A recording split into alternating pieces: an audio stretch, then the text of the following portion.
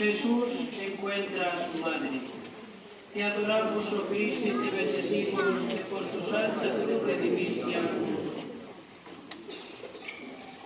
María nos repara en que la señale con el dedo. Es la madre del sentenciado a muerte, de aquel hombre de rostro desfigurado por la tortura y el dolor. Pero ella sabe que Jesús es más que inocente y que, por compadecerse de los que le quitan la vida, entrega la suya.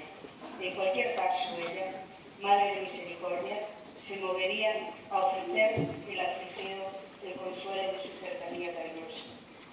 Por intercesión de la Virgen, que ha salido del encuentro de su Hijo Jesús, te pedimos, Señor, que nos ilumines por medio de tu Espíritu, para que seamos siempre misericordiosos y no condenemos a nadie, pues incluso detrás de una persona de aspecto poco atrayente se halla un Hijo de Dios.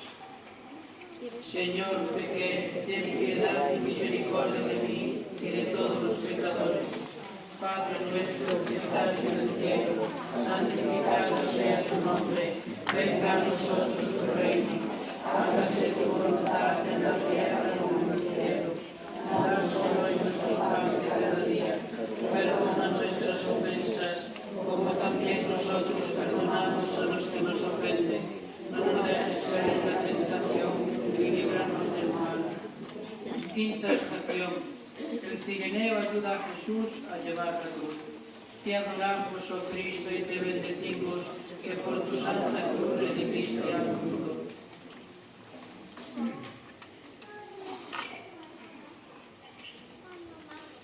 Incluso con ese aspecto nada creyente, reflejas el rostro misericordioso del Padre y das testimonio de alegría interior, de libertad de espíritu.